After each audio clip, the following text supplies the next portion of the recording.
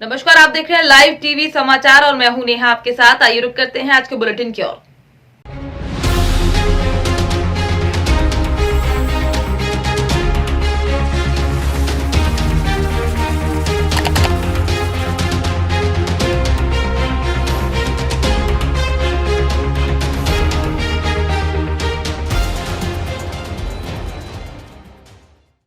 बगहा कार्यपालक अभियंता रमेश कुमार इन दिनों क्षेत्र भ्रमण कर मिल रही शिकायतों के निपटारन में जुटे हैं। डोर टू डोर पहुंचकर बिजली बिल उपलब्ध करवाने की कवायद में जुटे कार्यपालक अभियंता रमेश कुमार ने बताया कि बड़े बकायेदारों को लाल नोटिस भेजा गया है। दरअसल मधुबनी पंचायत के खोथवा गांव में करीब 200 उपभोक्ताओं ने शिकायत की है कि विभाग द्वारा अब तक उन्हें बिल उपलब्ध नहीं कराया गया है। सेमरा के रामपुर में भी तकरीबन 300 से अधिक उपभोक्ताओं की यही शिकायत है। कुछ ने बताया कि ट्रांसफार्मर जलने या बिजली कटने के बाद से ही बिल नहीं दिया जा रहा है। जब एग्जीक्यूटिव इंजीनियर ने स्थल निरीक्षण में जांच की तो ऐसे करीब 10,000 से अधिक मामले पाए गए। बताया जा रहा है कि 24,000 उपभोक्ताओं के लाइन कटने के बाद से बिल नहीं दिया गया है। इस मामले को गंभीरता से लेते हुए विद्युत विभाग ने RRF के 128 और मानव बल के 112 क्रमिकों के साथ 3 सहायक अभियंता और 9 कनीय अभियंताओं की टीम गठित की है।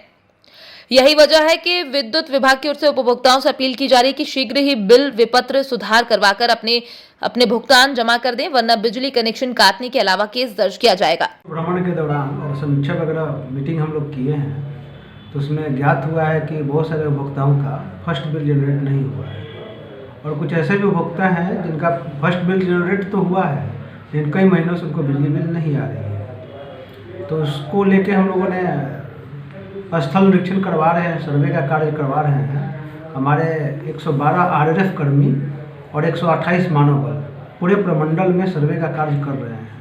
हमारे कनीय अभियंता, सहायक अभियंता और मैं खुद भी फील्ड में लगातार विजिट कर रहा हूँ। उसमें उपभोक्ताओं का हम सर्वे कर रहे हैं।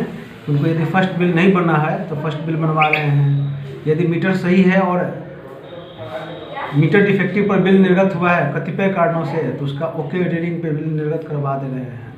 मतलब जो भी इस फील्ड में अनियमितताएं हैं उसका निराकरण हम लोग कर रहे हैं। उपभोक्ताओं से मेरा निवेदन होगा, अपील होगा, यदि उनको फर्स्ट बिल नहीं आ रहा है, यदि बहुत दिनों से बिल उनको नहीं मिला है तो हमारे जो कर्मी जा रहे हैं तो वहाँ अपना नाम ऐड करवा लें। टोल फ्री नंबर सर बताई जा रहे थे कि लोग, हाँ, कुछ टोल फ्री नंबर हम लोग लैंडलाइन नंबर और एक व्हाट्सएप नंबर भी जारी कर रहे हैं। जो उपभोक्ता यदि कर्मी के द्वारा दे दिए तो ठीक है, यदि नहीं नाम ऐड करवा पाए तो उस नंबर पे बात करके या व्हाट्सएप करके फर्स्ट बिल जनरेट करवा सकते हैं। आपका नाम? कुमार, विद्युत कार्यपालक अभियंता, विद्युत आपूर्ति प्रबंधन विभाग। पेट्रोल पंपों से डीजल लेकर असलहे के दम पर बिना पैसा दिए भाग जाने वाले गिरोह के 4 लोग पुलिस के हत्थे चढ़े।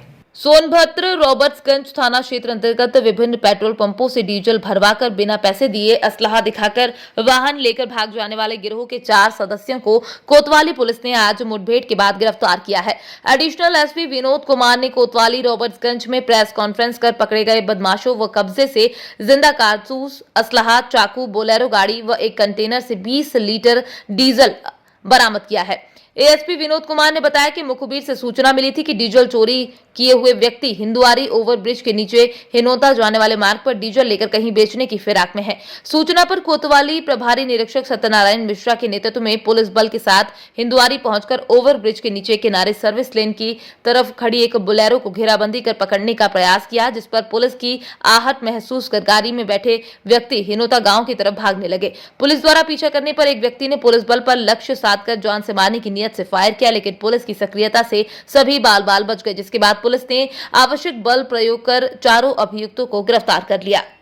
गिरफ्तार अभियुक्तों के पास से एक बोलेरो, एक देसी तमंचा, एक जिंदा कारतूस, 2 खोखा, 4 एंड्रॉइड मोबाइल, एक जर्किन में चोरी का 20 लीटर डीजल और 2 चाकू बरामद किए गए। अभियुक्तों के खिलाफ संबंधित धाराओं में मुकदमा कायम किया गया है और अग्रिम कार्यवाही की जा रही है। इस सराहनीय कार्य करने वाली पुलिस टीम को 25,000 रुपए नगद पुरस्कार से पुरस्कृत किया गया। रोल करें सर, कुछ आरोपी पकड़े गए हैं, क्या मामला है और क्या क्या बरामदगी हुई है? देखिए पिछले कई दिनों से ये शिकायत मिल रही थी, कई पेट्रोल पंप वालों ने शिकायत की थी कि वहाँ पर उनके यहाँ से एक बोलेरो में कुछ व्यक्ति हैं जो वो पूरा डीजल भरवा लेते हैं और इसके बाद जरीकेन में भी कुछ तेल डलवा करके और जैसे ही पैसा देने की बारी आती है तो वो गाड़ी स्टार्ट करके भाग जाते हैं। ऐसा 2 लोगों ने पहले शिकायत की तो उनका मुकदमा पंजीकृत किया गया और उसी के क्रम में ये 4 लोगों को गिरफ्तार किया गया है हिंदवारी के पास से, जिसमें से इनके कब्जे से वही बोलेरो जो यूज करते थे पेट्रोल पंप में डीजल भराने में और जरीकेन उसके साथ तेल भी बरामद हुआ है। इनके कब्जे से असलहे भी बरामद हुए हैं। तो ये पता चला कि ये काफ़ी दिनों से ये काम कर रहे थे। इसमें कुछ और लोग भी अब बाद में आए हैं पेट्रोल पंप वाले, जिन्होंने ये शिकायत की है कि हाँ हमारे यहाँ से भी इस तरह का काम हुआ था। तो सभी को इस मुकदमे में शामिल करके और आगे की कार्रवाई की जा रही है। तो ये एक नए तरह का गैंग था जिसका कोतवाली पुलिस ने पर्दाफाश किया है। तो अभी सर कितनी घटनाओं को इन लोगों ने अंजाम दिया होगा जो अभी प्रकाश में आए हैं? ये अभी तक 6 घटनाएं हैं, 2 का मुकदमा पंजीकृत कर लिया गया है। 4 लोग और पेट्रोल पंप वाले आए हैं जिन्होंने अपने यहाँ इस तरह की घटना को कारित करना बताया है। इसमें जो 4 लोग पकड़े गए हैं, एक मढ़ियान थाने का है और 3 परासी पांडे के हैं, रॉबर्ट्सगंज के ही रहने वाले। इसमें जो मेन अभियुक्त है वो अंकित चौबे है, फिर आकर्षित पांडे, सुनील पांडे और अनिल कुमार। तो ये अंकित चौबे मढ़ियान थाना क्षेत्र का रहने वाला है, बाकी ये परासी पांडे रॉबर्ट्सगंज के रहने वाले हैं।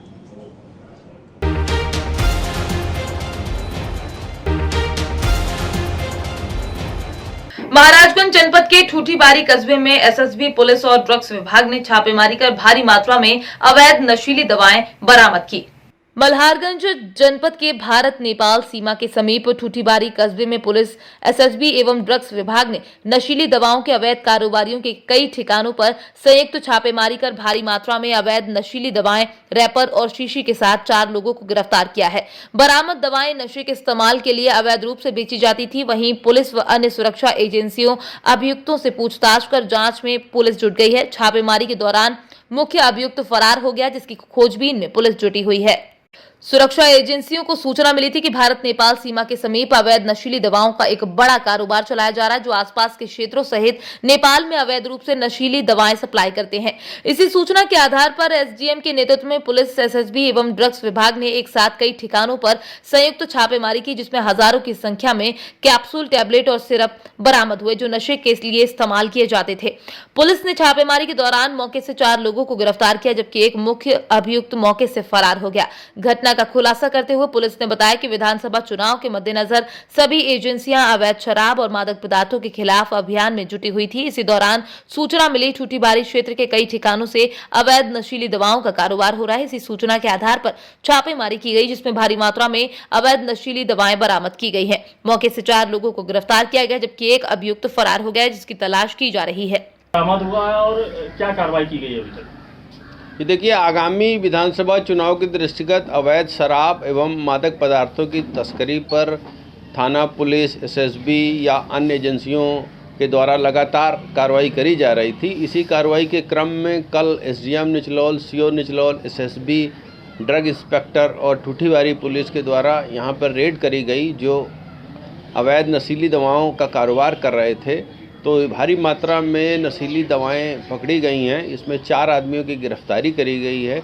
एक मुख्य अभियुक्त अभी फरार हैं, उनकी भी गिरफ्तारी करने का प्रयास किया जा रहा है और इसमें मुकदमा पंजीकृत किया गया है एनडीपीएस एक्ट और ड्रग कॉस्मेटिक्स एक्ट में। सर, किस तरह की दवाएं बरामद हुई हैं और कितनी मात्रा में दवाएं बरामद हुई हैं? ये जो भी दवाएं हैं, इन सबका ये लोग इलीगल तरीके से लोगों को नशा कराने में प्रयोग कर रहे थे। तो उस तरह के रैपर और भारी मात्रा में खाली शीशी और दवाएं इनके घरों से बरामद हुई हैं, जहां पर इन दवाओं का प्रयोग प्रतिबंधित है। कहाँ से ये लाते थे, कहाँ ले जाते थे, किस तरह का इनका रैकेट था ये मेडिकल स्टोर के लाइसेंसी है विंध्याचल मधेसिया, ये दवाएं लाते थे और ये इलीगल तरीके से घरों में या अन्य स्थानों पर लोगों को नशा कराने के लिए प्रयोग कराते थे। नेपाल भी ले जाते थे। इन सारे तथ्यों की जांच की जा रही है। इस प्रकार आम आदमी पार्टी गांधी जी के निवारण दिवस पर गांधी जी को श्रद्धांजलि अर्पित करती है। आम आदमी पार्टी ने आज गांधी निर्वाण दिवस के अवसर पर महिसागर जिला मुख्यालय लूनावाड़ा में गांधी जी को श्रद्धांजलि दी।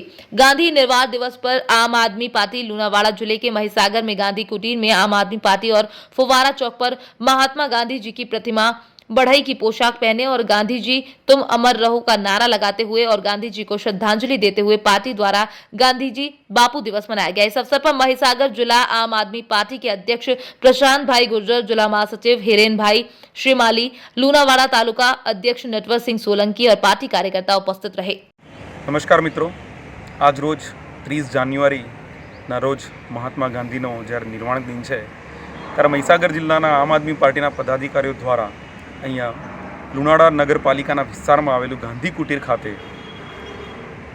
સૂતરની દોરી વડે અર્પણ કરી અને ગાંધીજીને શ્રદ્ધાંજલિ આપવામાં આવી છે। ગાંધીજીના વિચારોને યાદ કરવામાં આવ્યા અને હકીકત એ જ છે કે આટલા વર્ષો પછી પણ ગાંધીજીના એ વાતો અને વિચારો આજે પણ એટલા જ હયાત છે। જે જરૂર આંદોલનની, અહિંસાની, સત્યાગ્રહની એ સમયમાં હતી અંગ્રેજોની સામે, આજના સમયમાં પણ એવી જ જરૂરિયાતો એના સાંપ્રત પ્રવાહમાં વર્તાતી લાગે છે। એ જ ગાંધીજીના વિચારો લોકો સમક્ષ પહોંચે અને લોકો ગાંધીજીને યાદ કરે એવી ભાવના અને એવી આશા રાખીએ અને આવનારા સમયની અંદર આ લુણાવાડાના અંદર આટલું સરસ મજાની એક જગ્યા છે ગાંધી કુટીર, તો લોકો માટે આ જગ્યા ખુલ્લી કરવામાં આવે અને અવનવા પ્રયોગો, અવનવા કાર્યક્રમો ગોઠવી અને ગાંધીના વિચારો લોકો સમક્ષ રજૂ થાય એવા કાર્યક્રમો થાય એવી આશાઓ। શું નામ સર આપનું? પ્રશાંત ગુર્જર, આમ આદમી પાર્ટી જિલ્લા પ્રમુખ।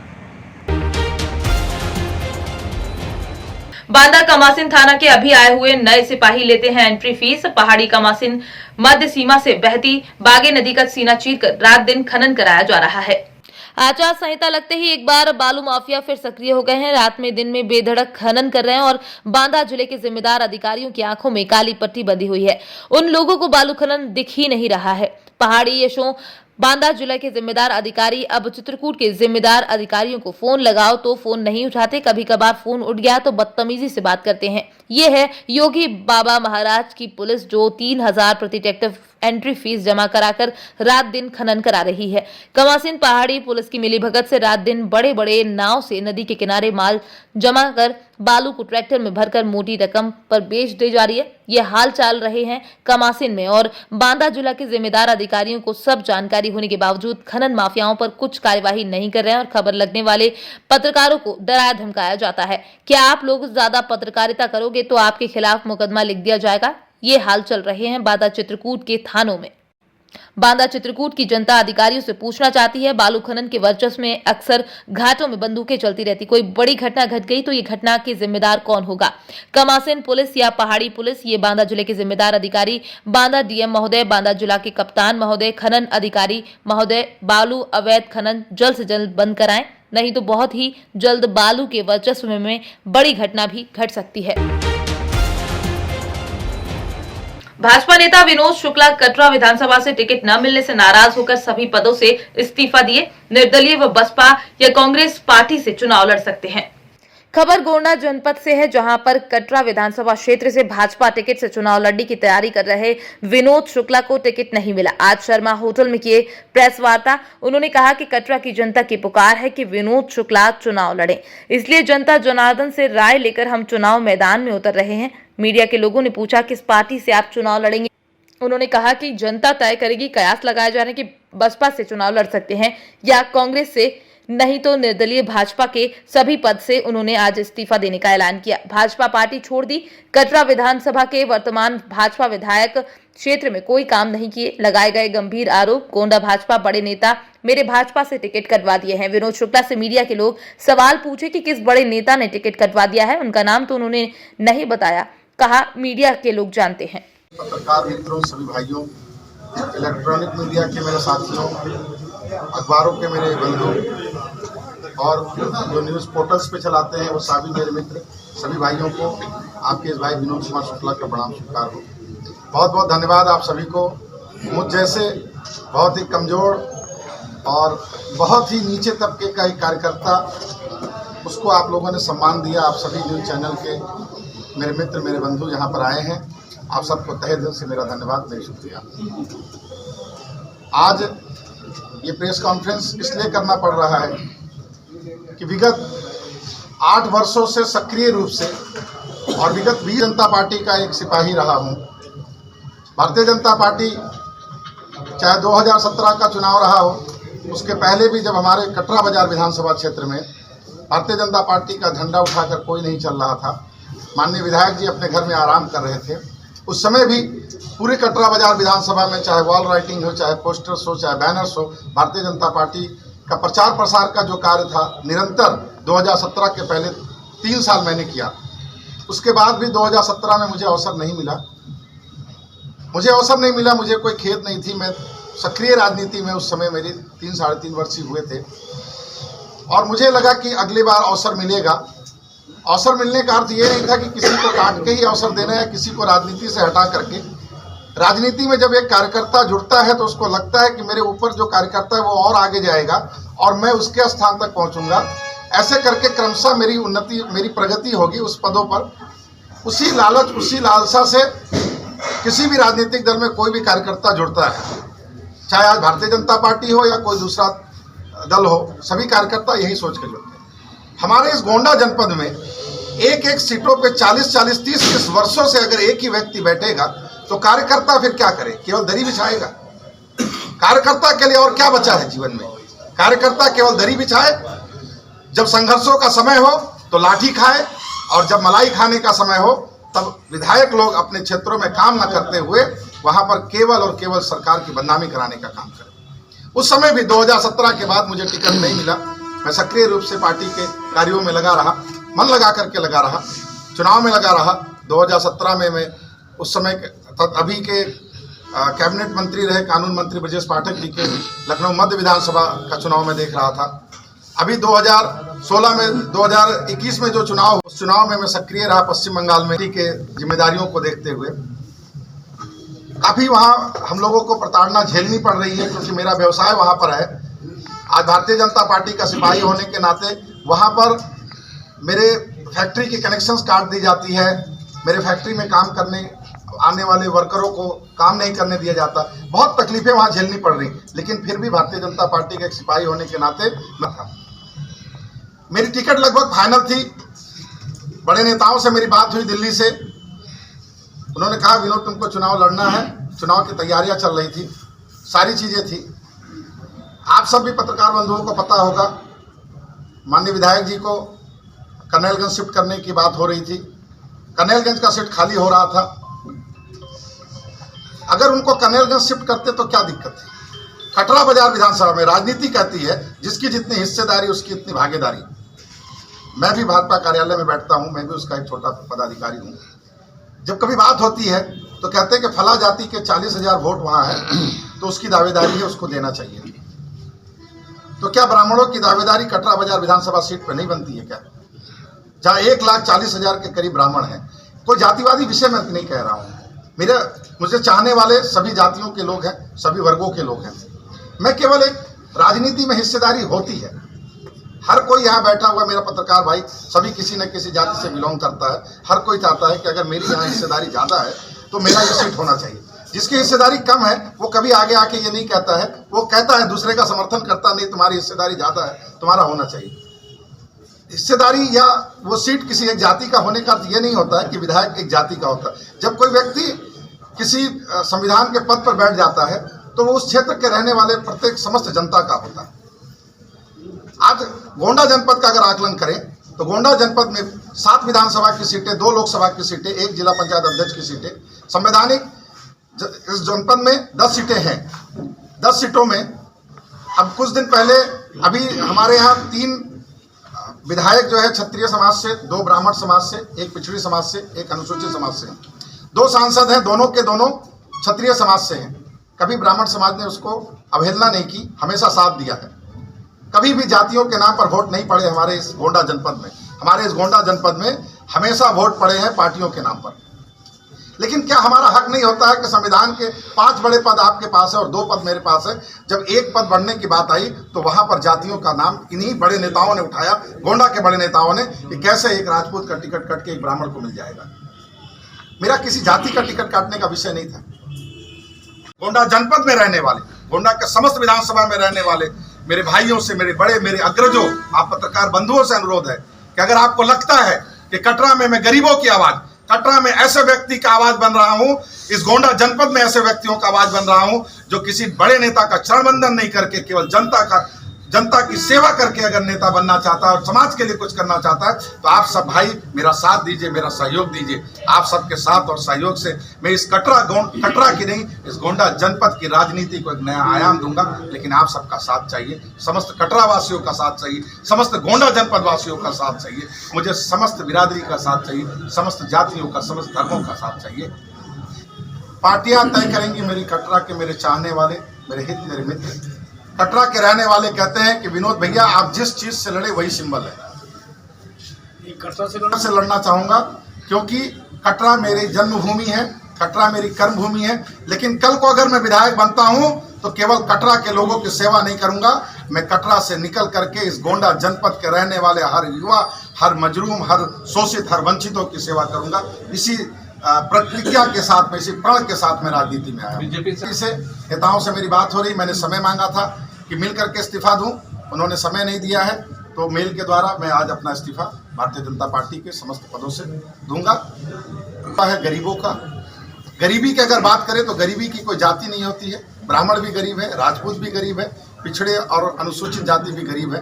गरीब गरीब रह गए और जो अमीर लोग हैं, जो विधायकों के गाड़ियों के पीछे घूमते हैं, उनके महले 2 महले 4 महले बन गए और गरीबों के कच्चे मकान, खप्पर के मकान भी छप्पर में बदल गए। बंधन नहीं कर पाया। बड़े नेता का मतलब? बड़े नेता हैं, आप लोग सभी जानते हैं। गोंडा के बड़े नेता को ऐसा लगता है कि मेरे क्षणबंधन किए बिना तो व्यक्ति इस गोंडा की राजनीति में नेता नहीं बन सकता है।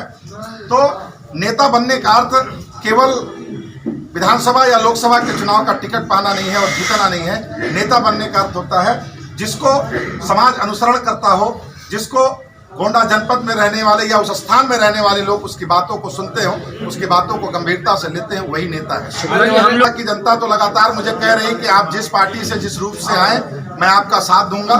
मेरे लिए कटरा के जनता सर्वोपरि के लिए, मुझे जिताने के लिए किसी दल की जरूरत होगी, किसी साथ की जरूरत होगी, तो उसको भी लेने में मैं परहेज नहीं करूंगा। क्योंकि जिस दल का मैंने 20 वर्षों से साथ दिया, उस दल ने मुझे धोखा दिया, उस दल के बड़े नेताओं ने मुझे धोखा दिया। मैं कटरा के दिलों में रह करके अब मैं चुनाव लड़ना चाहता हूं। आपने तो नहीं, 20 वर्षों से यही रहा है। तख्त बदल दो, ताज बदल दो, कटरा से बेईमानों का राज बदल दो।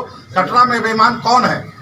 जब बहराइच, जब गोंडा, मौर्य समाज हो, चाहे पिछड़ी हो, चाहे अनुसूचित हो, इस गोंडा जनपद में मैंने देखा किसी को भी अवसर नहीं मिला, किसी को भी अवसर नहीं दिया गया आगे बढ़ने के लिए। केवल और केवल चंद जातियों का कब्जा उस पर रहा है। मैं जातिवादी न विषय करता हूं, न कभी मैंने जातिवादी बात कही है। मुझे समाज के हर वर्ग से प्रेम है और हर वर्ग का प्रेम मिलता है। कटरा से मुझे हजारों फोन आए, गोंडा से हजारों फोन पिछले 2 दिनों में आए। हजारों लोगों की आंखों में आंसू था, रो रहे थे। कल रात को मैं जब लखनऊ से लौटा तो एक लड़का रात 12 बजे मेरा इंतजार कर रहा था और मुझे सीने पकड़ के वो रोने लगा। इस आंसू के लिए मुझे लड़ना है ये चुनाव। कटरा के युवाओं का आस्था में, कटरा में अनुसूचित जाति, पिछड़े जाति, गरीब ब्राह्मण, गरीब राजपूत के बच्चों की आस्था में। कटरा विधानसभा में 4 बार के विधायक रहे बावन सिंह जी, एक फैक्ट्री लगाने के बारे में नहीं सोच पाए। एक फैक्ट्री लगी है मंगरही मिल की, वहां पर बाहर के लोग काम करते हैं। कभी इन विधायकों ने उस फैक्ट्री में यह प्रतिवाद नहीं किया कि क्षेत्रीय लोगों को नौकरी मिले। इन्होंने कभी नहीं फैक्ट्री लाने के बारे में सोची कि युवाओं को रोजगार मिले। एक आदर्श सरकारी इंटर कॉलेज नहीं खुल पाया कटरा विधानसभा के किसी ग्राम सभा में। डिग्री कॉलेज की एक शाखा नहीं खुल पाई कटरा बाजार विधानसभा में। बूथ नंबर 1 मेहरबानाबाद, गोंडा मुख्यालय से जिसकी दूरी 48 किलोमीटर है, वहां की बच्चियां, वहां के बच्चे कैसे पढ़े, कभी इन विधायकों ने नहीं समझा। एक अदद गरीब और पिछड़े जो भी गरीब समाज के लोग हैं, उनके दवाई कराने के लिए उनके बड़े बुजुर्गों का एक सरकारी अच्छा अस्पताल नहीं बन पाया कटरा विधानसभा के किसी ब्लॉक स्तर पर। और गांव के जो स्वास्थ्य केंद्र हैं वहां पर डॉक्टर नदारद रहते हैं। किसी विधायक को फर्क नहीं पड़ा आज तक कि स्वास्थ्य की सुविधाएं अच्छी हो, गरीबों के बच्चों के पैसे नहीं लगे, गरीब परिवार के पैसे नहीं लगे। आज भी हम कहाँ जी रहे हैं, जहां पर कहते तो है कि हम समाज का उत्थान करेंगे, पढ़े लिखे गरीबों, पिछड़ों, अनुसूचित सबको लोन देंगे, उनको ऋण दिया जाएगा, वो मूलधारा में खड़े हों। मैं गांव-गांव घूमता हूं, आज भी हजारों कच्चे मकान पड़े हैं। आज भी 20,000 रुपया घूस लेकर के कॉलोनियां दी जाती है। आज भी बिना घूस के कॉलोनियां नहीं मिलती है। गरीब गरीब रह गए। 20,000 रुपया भी उस गरीब को कर्ज काट के ब्याज पे देना पड़ता है। बेटियों का विवाह कर्जा काट के ब्याज पे लेके देना पड़ता है। घर में कोई बीमार पड़े तो जमीन गिरवी रख दिया गया है। जमीनें बिक रही हैं लोगों के, जमीन कम हो गए। लेकिन इन विधायकों ने 20 साल विधायक रहे बावन सिंह जी और 10 साल वैद्यनाथ दुबे जी रहे। कभी इन्होंने नहीं सोचा कि गरीब का उत्थान कैसे हो, कभी किसी ने नहीं सोचा। और पार्टियों की क्या बात करूं, पार्टी तो मुलायम सिंह यादव जी रहे, यादव समाज कहता है कि मुलायम सिंह यादव जी यादव है। मैं कटरा विधानसभा में चैलेंज करके कहता हूं, किसी यादव को अगर सरकारी नौकरी मिली हो तो बताए, किसी अनुसूचित को सरकारी नौकरी मिली हो तो बताए। केवल जातियों की बात करके ये वोट लेते हैं, जातियों के लिए कभी खड़े नहीं थे। तो दवाइयों में पैसा चाहिए, अस्पतालों में दवाइयां नहीं होती है, सामुदायिक स्वास्थ्य केंद्र में दवाइयां गरीबों को नहीं मिलती है। कहाँ है विधायक लोग, कहाँ सो रहे हैं? कोरोना काल में सरकार की जो योजनाएं आई, गरीबों के बच्चे जो बाहर से आए उनको रुपया देना था, उनको अनाज देना था, ना उन तक अनाज पहुंचा, ना उन तक रुपया पहुंचा। तो भ्रष्टाचार नहीं है तो क्या है?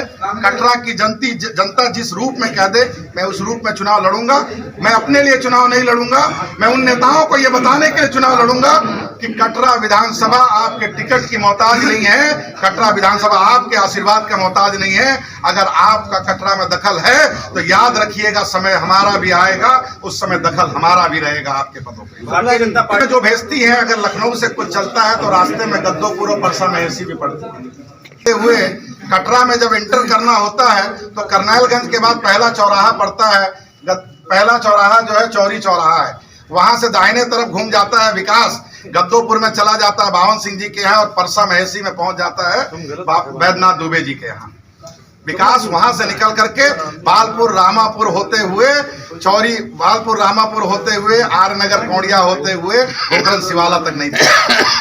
कटरा का जन जन का आवाज विनोद शुक्ला है। विनोद शुक्ला अपने हक की लड़ाई नहीं लड़ रहा है, विनोद शुक्ला कटरा के जनता के हक की लड़ाई लड़ रहा है। आजादी के 75 साल बाद भी कटरा की जनता को अदद एक सड़क नहीं ठीक से मिल पाई है। कटरा की जनता को क्या मिलेगा? आज भी हजारों हमारे गरीब ब्राह्मण हो, राजपूत हो, क्षत्रिय हो, उन समाज के पिछड़े हो, अनुसूचित हो, उनके आज तक छप्पर पक्के मकान नहीं मिल पाए हैं। तो कहाँ है आज तक ये जो विकास है? ये विकास मैंने नहीं देखा। मैं मेरे घर और मेरे परिवार के लिए राजनीति में नहीं आया हूँ, कटरा की जनता के लिए, गोंडा की जनता के लिए आया हूँ। मैं कटरा की लड़ाई गोंडा लखनऊ के सदन से लड़ते हुए दिल्ली के सदन तक लड़ूंगा, चाहे मुझे उस सदन में आमरण अनशन पर बैठना पड़े। लेकिन मैं कटरा वासियों के लिए बड़ी फैक्ट्री, मैं गया टांडा, वहां देखा एनटीपीसी की फैक्ट्री बनी हुई है। गोरखपुर में फर्टिलाइजर की फैक्ट्री बन सकती है, क्यों नहीं मेरे कटरा विधानसभा में बन सकती है? क्या कमी है मेरे कटरा विधानसभा में? वहां क्यों नहीं बन सकती? वहां क्या बेरोजगारी नहीं है? लाखों गरीब हैं जिनके बिस्वा भर जमीन बचे हैं, खेतियां कम हो रही हैं, रकबे कम हो रहे हैं। अब लोगों को जरूरत है नौकरियों की व्यवस्था करूंगा, अस्पतालों की व्यवस्था करूंगा, एजुकेशन की व्यवस्था करूंगा। सुल्तानपुर जनपद की विधानसभा लंबुआ में चाय की दुकानों पर हो रही चुनावी चर्चा को जानने के लिए पहुंची लाइव टीवी समाचार की टीम। 2022 में होगी किसकी सरकार, आइए जानते हैं जनता का रुख। सबको सरकारी नौकरी, सीमित नौकरियां हैं ना, सबको थोड़े मिल पाएगी। तो ये आपके बच्चे, इसका मतलब आप वर्तमान सरकार से खुश हैं? बिल्कुल, जितनी भी योजनाएं हैं। बिल्कुल। जानवर कहीं आपको परेशान नहीं कर रहे हैं? जानवर जो है हमारे ही आपके तो हैं, जानवरों को छोड़ा क्यों जा रहा है उसके लिए जनता भी जिम्मेदार होगी, सरकारें सब काम करेगी। ये आप क्या यहाँ इर्द गिर्द कहीं गौशाला बनाया गया है? गौशाला बना हुआ है, यहाँ कन्हईपुर में एक सौराई में बना हुआ है। गौशाला बढ़िया चल रहा है? अब चल तो ही रहा ही है। आप क्या करते हैं? मैं तो वकील हूँ पेशे से। अधिवक्ता हैं? कहाँ है? लम्बुआ तहसील में। लम्बुआ तहसील में प्रैक्टिस करते हैं? हाँ। आपकी आप अधिवक्ता बंधु जो आपके बार एसोसिएशन आपका है, देखिए लोग समर्थन, देखिए मैं अपनी बात कर रहा हूँ, सारे अधिवक्ताओं के, सारी जनता की बात नहीं कर रहा हूँ। आप भारतीय जनता पार्टी को वोट करेंगे? जी करेंगे। भाई जब आप किसको? माहौल है लंबुआ ये विधानसभा में तो भाजपा का ही होगा। भारतीय जनता पार्टी? भाजपा। भारतीय जनता पार्टी सरकार बनाएंगे? जी। आप किसकी सरकार बना रहे हैं? खोखी आ जाती जी। चाचा आप किसकी सरकार बना रहे हैं? अब तो आई रही भैया, कहाँ जाब आखिर कता वोट न दे तब कहीं साइकिल देता है, कहाँ जाब आखिर बताओ हमका? नहीं, ये ऐसा कुछ नहीं है। अखिलेश ने जो बात कहा है उसका अगर पूर्ण कर दे तो उनकी सरकार पूर्ण बहुमत से बनेगी। आप समाजवादी पार्टी की सरकार बनाएंगे? अरे हम जाब कहाँ बताओ, हम तो आई रहे थे, कहाँ कहीं नहीं ओकर भाजपा ना दे आई रहे, उनका साइकिल दे कहाँ करब, कहाँ जाए? जात जात हम लोग बदल जाते हैं, क्या करें? अरे भारतीय जनता पार्टी में बहुत ऐसे यादव, अभी देखिए अपर्णा यादव जी चली गई, उसमें अपर्णा यादव जी चली गई, उनका व्यक्तिगत अपना व्यवहार है, वो है, उससे क्या हमसे मतलब है? भाई हम अपना क्षेत्र कहते हैं कि अपर्णा जी को मैंने अपना क्षेत्र हम देखेंगे। अपना क्षेत्र देखेंगे। भाई साहब क्या नाम है आपका? बिजली कारखाना बना था आज तक। हमारा नाम अरविंद पांडे। किसकी सरकार बना रहे हैं आप? वो तो काम के ऊपर। नहीं, जैसे वर्तमान समय में आप चुनाव करीब आ गया है, किसकी सरकार आप बनाएंगे? चुनाव तो इसमें मोदी और योगी की बनेगी। नहीं, मोदी जी तो मान लीजिए लोकसभा में बना रहे हैं, वर्तमान समय में विधानसभा में किसकी सरकार आप बनाएंगे? विधानसभा में काम के ऊपर वोट दिया जाएगा। तो कार्य के ऊपर वोट दिया जाएगा। आप योगी आदित्यनाथ जी को वोटिंग करेंगे? तो अब जहाँ के जो वर्तमान विधायक हैं वो भी काम किए हैं। अच्छा, इसका मतलब जी। चाचा आपका क्या नाम है? विपिन कुमार पांडे। तो पांडे जी किसको आप समर्थन दे रहे हैं? हम तो भाजपा को दे रहे हैं। भारतीय जनता पार्टी को। भारतीय जनता पार्टी कुछ ऐसा कार्य बता दीजिए। अरे सड़क हमारे यहाँ जाल बिछा दिया हमारे देवमणि जी। अच्छा, ये वर्तमान विधायक जी एकदम सड़कों का जाल बिछा दिए हैं। तो इसका मतलब ये बिजली मिल रही है, सब कुछ मिल रहा है हम लोग। जी भाई साहब क्या नाम है? सियाराम सोनी। बिजली हमको बरोबर मिल रही नहीं, यही सपा का साथ दाद। एक 24 घंटे मतलब एक हफ्ते दिन में बिजली, एक हफ्ते रात में बिजली, वो भी एकदम 20 वाट 30 वाट बिजली जलबे नहीं करती थी। क्या मतलब था उस सरकार का? अच्छा, आप भारतीय जनता पार्टी को निश्चित रूप से समर्थन कर रहे हैं। भाई साहब आप देखिए दुकान चला रहे हैं, आइए आगे आइए, आगे आ जाइए, आगे आ जाइए। अब की बार आप किसकी सरकार बना रहे हैं? भाजपा की। भारतीय जनता पार्टी की सरकार बनाएंगे। हम लोग मोदी से हरिजन एक्ट पे नाराज हैं। अच्छा, हरिजन एक्ट जो जबरदस्ती थोप दिए हैं सब बड़ के ऊपर। आप पीड़ित तो नहीं हरिजन एक्ट से? नहीं, हरिजन एक्ट से नहीं पीड़ित है। तो ये हरिजन एक्ट कहाँ से आ गया मामला? हरिजन एक्ट, अरे हरिजन एक्ट जबरदस्ती कोर्ट के अवहेलना से लाए।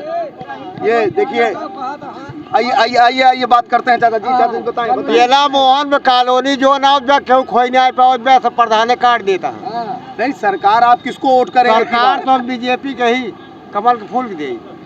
जी चाचा जी आप तो खुले आम बीजेपी यही इनका हम कैसे जाना जाए? जी भाई साहब क्या? भैया संतोष पांडे जिंदाबाद। नहीं, संतोष पांडे यहाँ केवल संतोष पांडे। किसकी बनाएंगे? यहाँ संतोष पांडे, वहाँ जो जिसको इच्छा हुआ बने।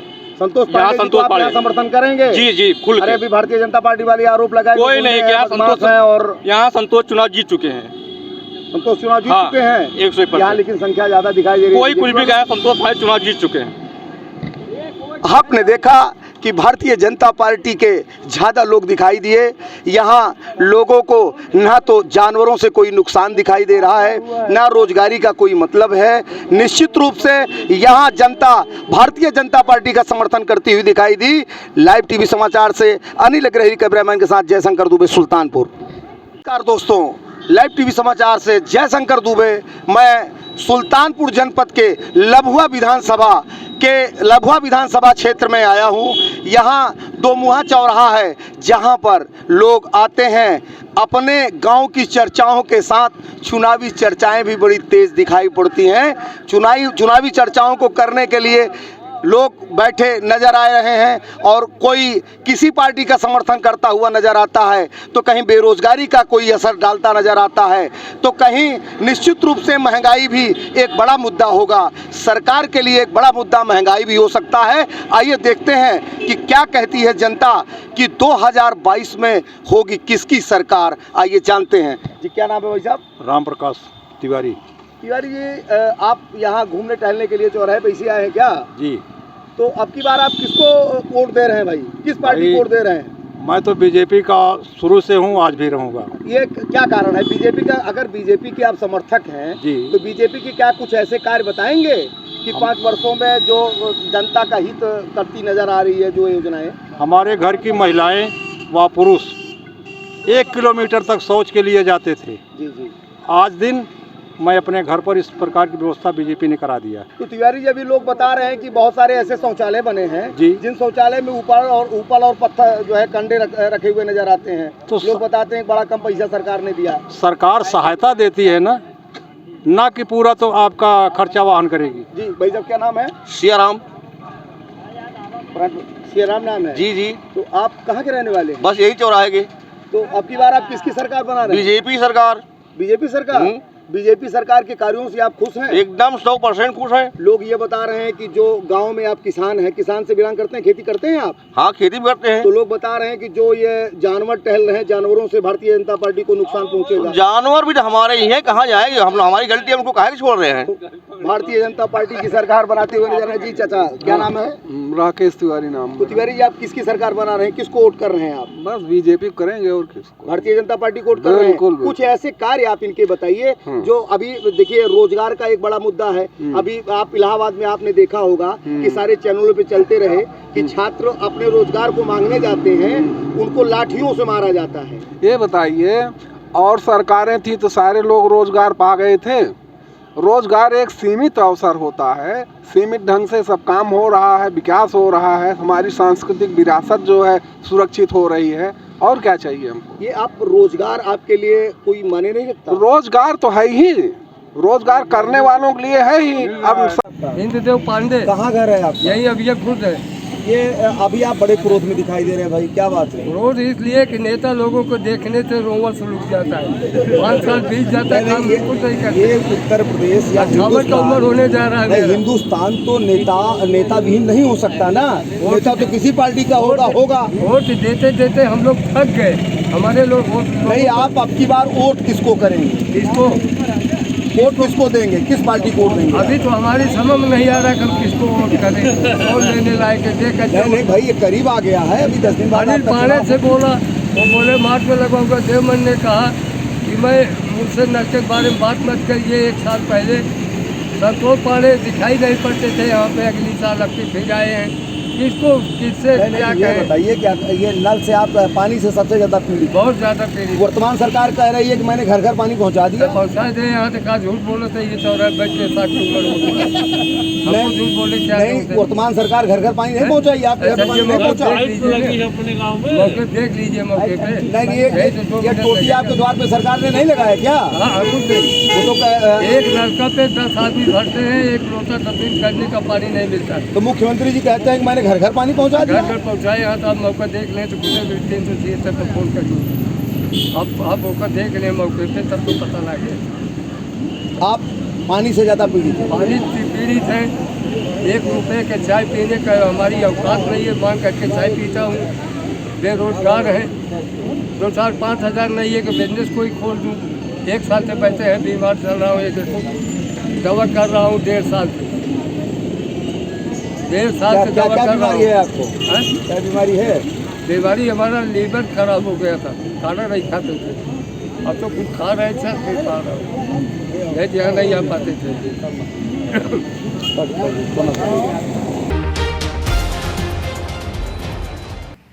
अरावली मोडासा में अस्थायी बस स्टैंड पर आए दिन हंगामे होते हैं। अरावली जिले के मुख्यालय मोडासा स्थित अस्थायी बस स्टैंड पर यात्रियों को अपना बस पास लेने के लिए घंटों लाइन में खड़ा होना पड़ रहा है, जो 7 से 8 दिनों से बंद है। हालांकि सरकारी बाबू डिपो प्रबंधक गहरी नींद में सो रहे हैं। ऐसे में छात्रों की मुश्किलों पर ध्यान देना जरूरी हो गया है। लोगों ने मांग की है कि छात्रों के खिलाफ तत्काल कार्यवाही की जाए। आज के बुलेटिन में फिलहाल इतना ही। बने रहिए लाइव टीवी समाचार के साथ। नमस्कार।